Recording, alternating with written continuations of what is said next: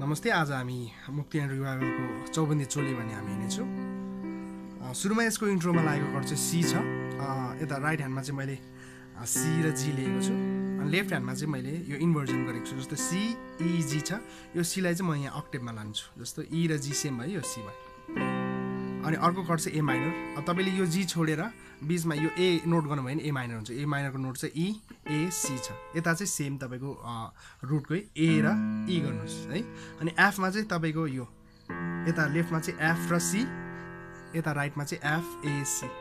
अनि जीमा चाहिँ लेफ्टमा जी र डी, यता चाहिँ डी जी बी। अनि यस्तो हुन्छ। सुरुमाको चाहिँ इन्ट्रोमा चाहिँ तपाईँले यो राइट ह्यान्डमा चाहिँ यसरी रोल गर्नुहोस् यसरी है। लेफ्ट ह्यान्डको चाहिँ यो 5 र 1 राख्नुहोस्, अनि यता चाहिँ रोल गर्नुहोस् यसरी। त्यसपछि ए माइनर जान्छ सीबाट, त्यसपछि यो बिसी बिए अनि एफ जी यसरी हेर्नुहोस् फेरि। सरी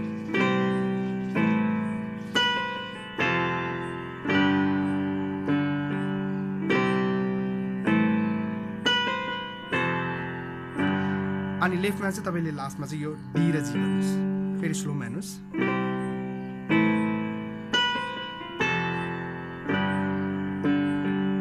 त्यसपछि गीत सुरु हुन्छ। गीतमा लागेको कर्ड पनि सेम थियो, C A minor F G नै हुन्छ यसरी।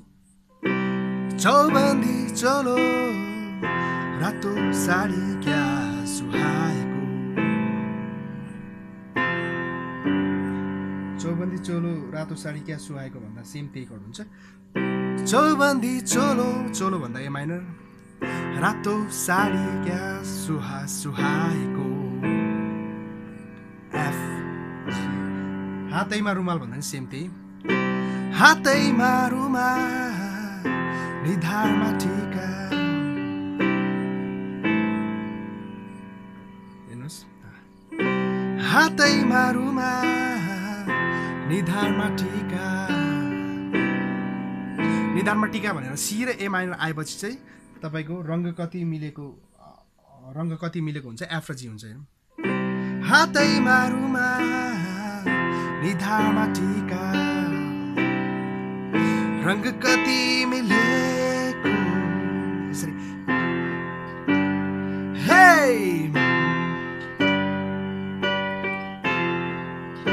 हे भनेर साउट गर्दा तपाईँको एफ जी हुन्छ। त्यसपछि छम गर्दै आउँछ। छम गर्दामा नि कर्ड चाहिँ त्यही हुन्छ, तर सिक्वेन्स मात्र अलिकति फरक हुन्छ। यसमा चाहिँ सी तपाईँको G7 ए माइनर अनि एफ हुन्छ। अघि चाहिँ C A minor F G थियो, अब चाहिँ सी G7 मा चाहिँ तपाईँले अहिलेको डी जी बीमा चाहिँ यो एफ थिच्दिनुहोस्, तपाईँको G7 हुन्छ। अब यसरी छम गर्दै मेरो आँगनीमा, फेरि हेर्नुहोस् स्लोमा, छम गर्दै मेरो आँगनीमा। अब किन तिमी आई भने त्यो सेम कर्ड त्यही हो। किन तिमी आई नाच्न थालेकी, फुलबारीमा फुलेको फुल झै। अब यसमा चाहिँ फुलबारीमा फुलेको फुल झै भन्दाखेरि चाहिँ तपाईँको सेम त्यही कर्ड हो, तर सी र G7 आएपछि चाहिँ सिङ्गिङ सुरु हुन्छ यसरी। जस्तो छम गर्दै मेरो आँगनीमा, किन तिमी आई नाच्न थालेकी, फुलबारीमा फुलेको फुल झै नाच्न किन। अब चाहिँ यसमा चाहिँ C A minor F G पुरानै त्यो कर्ड प्रयोग सुरु हुन्छ यसरी। फुलेको फुल झै नाच्न किन आएकी। माफ गर्नु होला, मलाई अलि त्यो सङ राम्ररी सुनेको छैन, राम्ररी आउँदैन। त्यसमा चाहिँ कर्ड यसरी नै जान्छ। अनि त्यसपछि चाहिँ मायामा मैले आउँछ। त्यसपछि हेर्नुहोस् है, म छम गर्दै स्लोमा देखाउँछु। त्यहाँदेखि छम गर्दै मेरो आँगनीमा, किन तिमी आई नाच्न थालेकी, फुलबारीमा फुलेको फुल झै नाच्न किन आएकी। मायामा मैले भन्दा चाहिँ एफ मायामा मैले तिम्रै लागि जी तिम्रै लागि मैले यो जानै फुको यसमा चाहिँ एफ र जी हुन्छ अनि सेकेन्डको जीमा चाहिँ तपाईँले रोक्नुहोस् है यसरी जस्तो मायामा मैले तिम्रै लागि मैले यो जानै फाले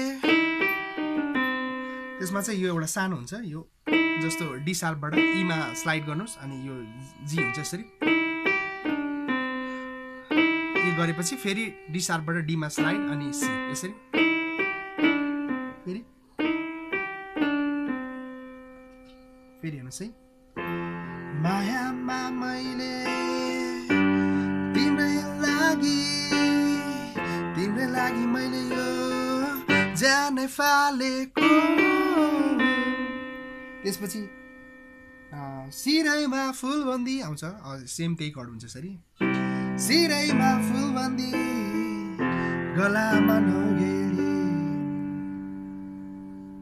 नाकैमा फुली भन्दाखेरि चाहिँ अघिको C G seventh A minor F को जान्छ यसरी हेर्नुहोस् है सिरैमा फुलबन्दी गलामा नौगेडी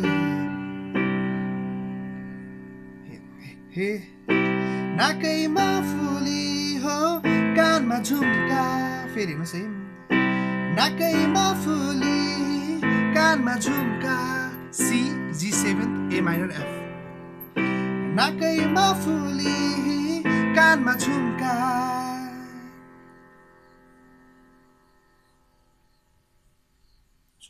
कति सुहाएको भन्दाखेरि चाहिँ झुम्का भनेपछि कति सुहाए कि सरी फेरि हेर्नुहोस् है नाकैमा फुली हो कानमा झुम्का कति सुहाएको सी आउँछ यसरी फेरि हेर्नुहोस् है नाकैमा फुली कानमा झुम्का कति सुहाएको हो नाच्न किन आएको त्यसमा चाहिँ फेरि हो नाच्न किन आए कि भन्दाखेरि चाहिँ हो नाच्न किन आए कि सी आएपछि सी माइनर आएपछि चाहिँ ए माइनर एफ जी नै हुन्छ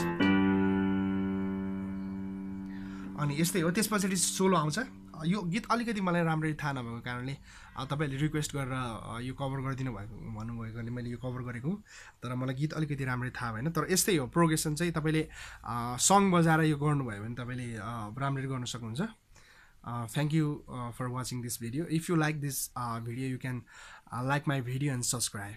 Thank you so much.